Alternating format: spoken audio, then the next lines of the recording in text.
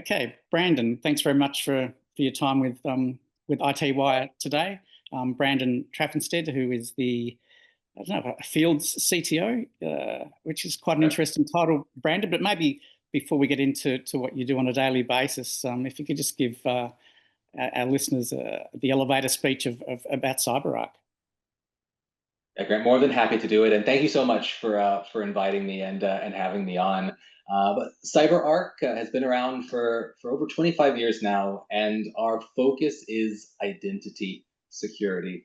There's a lot to it, so I'll sort of boil it down to the goal is to take any high risk access, whether it's human, whether it's machine, whether it's to resources in the traditional data center or in the cloud, and build compensating controls around it. Things like password management, credential rotation, or strong session brokering, or things like zero standing privileges or dynamic access, strong authentication as well, we believe should apply consistently to each of these identity types. Many folks know us as kind of building the privileged access management space, but as I imagine we'll talk about today, that's evolved quite a bit and we've evolved with it. So your role, Brandon, as a field CTO, what does that involve? I'm lucky enough to get to have sort of two main focuses. The first is on ensuring that our product teams are driving towards the outcomes that our customers are talking about. While it's really great to build stuff that we think is a good idea, doesn't really help if those things don't align with what global businesses actually want to do from a risk reduction or audit and compliance standpoint. So I get to chase down members of our product and solutions teams, but I think the most fun part of it is then taking all of that and going back to the field, hence the field part. So looking at how we can align technical strategies, whether it's with industry experts such as yourself, or of course with our customers too. So it's a nice bit of strategic work internally, but also actually being able to talk about it and just see what the pulse is going on in the environment today. So speaking of the pulse of the environment, what are you finding, particularly with AI agents? I assume is where your focus is. Yes, so I spend a lot of time these days chatting on AI agents, but prior to that, a big part of my focus has been on machine identities. And the AI agent represents what many would find, and I'm a believer in this, the ultimate combination of human identity with all of its unpredictability and focus on outcomes with machine identity. So the ability to scale, as well as the ability to, well, do what machines do best, which is form automated workflows. So it's like, I feel like it gets a little matrixy when we chat on it, but you may look at AI agents as the evolution of machine identities. We feel that it's that combination of human and machine, taking all of the benefits, but also having a lot of the considerations that we want to make sure that we're kind of undercutting there. So what are companies doing wrong, as you said, Brandon? Um, Doing wrong is not really the way that I would describe it. I think it's getting caught up by the science fiction. Don't get me wrong, I love science fiction too, right? I don't want Skynet to happen, but it's kind of cool to think about. And it's very difficult to kind of apply, I think, what are foundational controls like governance, as an example, and risk prioritization when you're looking at something that is legitimately the future. So, just in sort of strategizing, what I personally see a lot of is trying to get into the nitty gritty details and sort of run before we started the process of saying, well, wait a minute, we need to govern not only the way that our organization uses AI agents or might get there, but how our vendors use it too. Once we're there and we've established a profile, we can now start to look at, well, putting in the bright lights and shiny buttons that make the security possible. So I think there's a lot of running when it does make sense if you're just kind of entering into that area to start with kind of the governance, the same thing you would do for, say, human identities or even more traditional machines.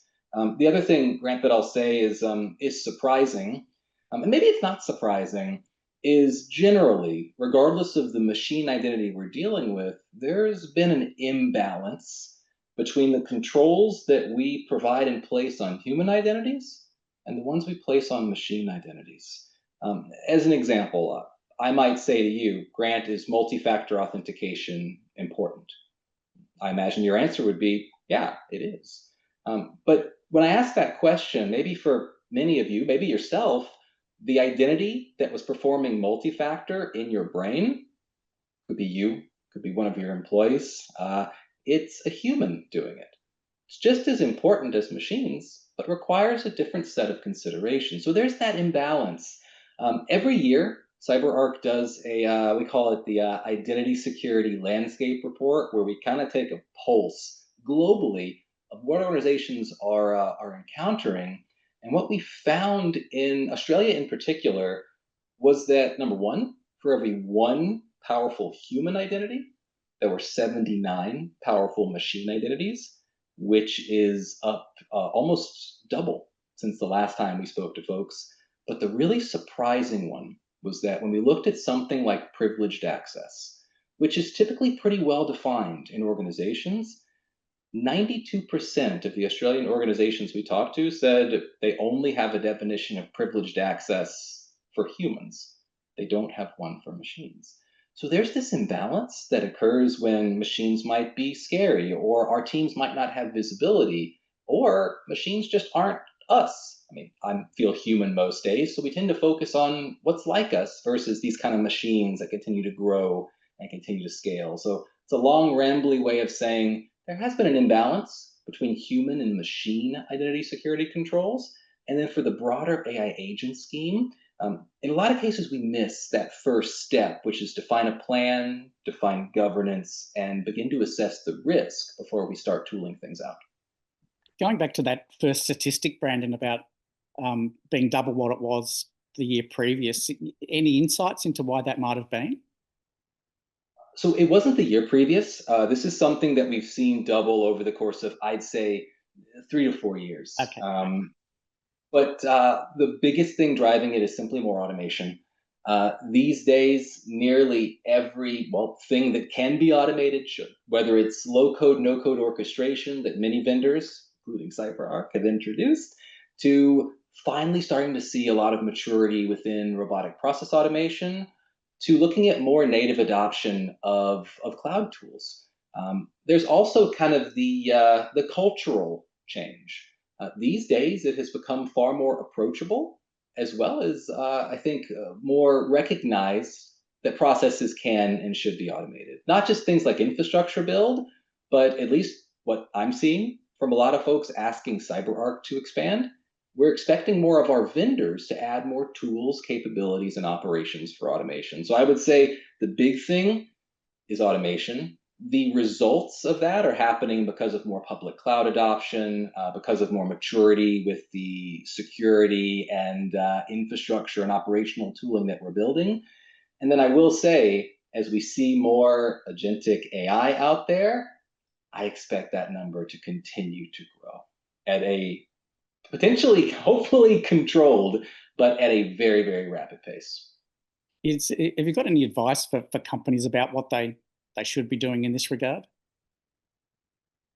For me, the biggest thing here is not allowing operational automation to outpace security automation. And I'm just making up a random scenario here, if you have infrastructure building out dynamically, maybe you use one of the public clouds for handling your infrastructure as a service, you're doing it all as code. It's a beautiful thing. If you now apply security controls that involve engineers filling out forms to get work done or going through more manual approvals, unless you're in a highly regulated environment, that makes sense.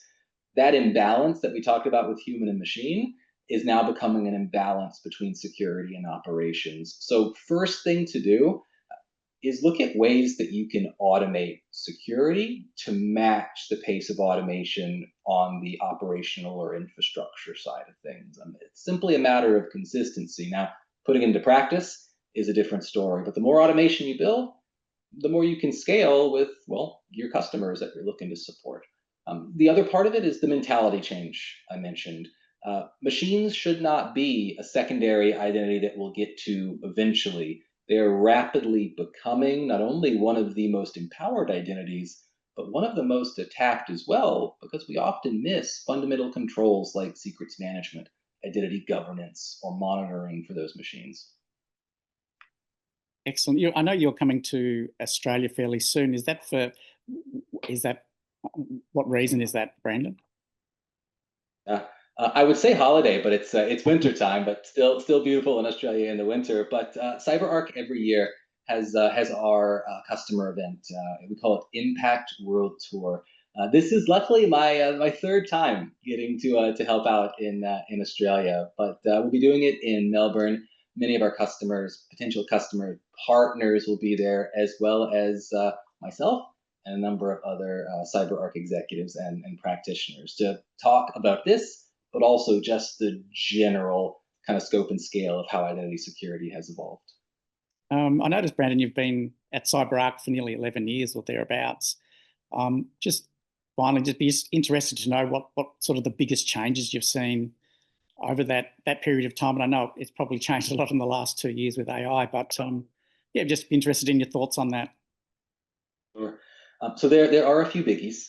I've been, and I know I'm talking about this a lot, but I've been lucky enough to see machine identity strategies evolve. Back when I started, we were still sort of looking at, okay, applications need to authenticate using multiple factors. Like that was the first thing we would get into.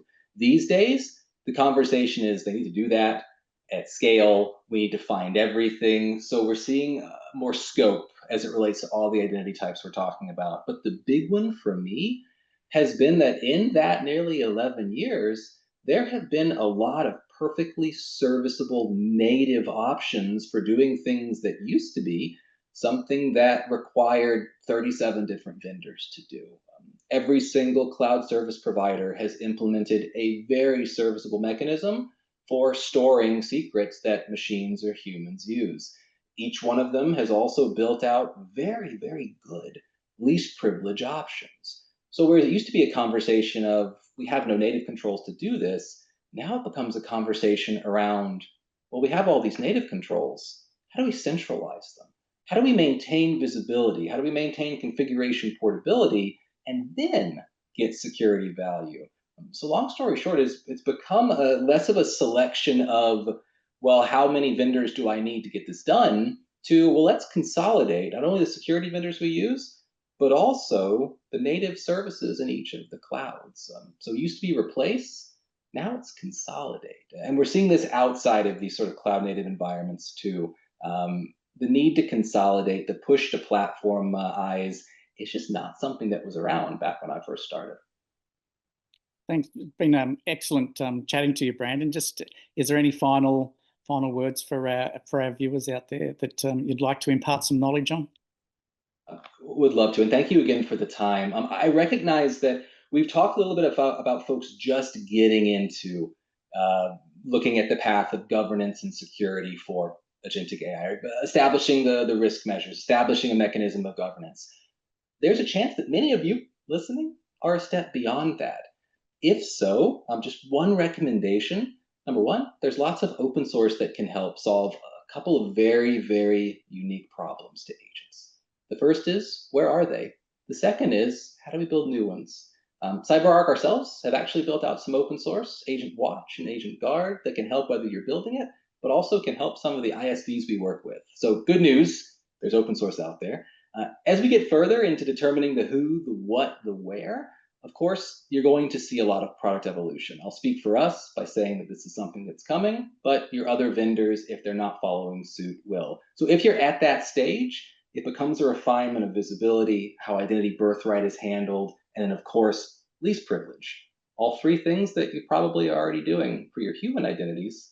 We just need to morph that a bit for an agentic scale. But exciting times for sure in security. Fantastic. Thanks again, Brandon. Phil, CTO for CyberArk.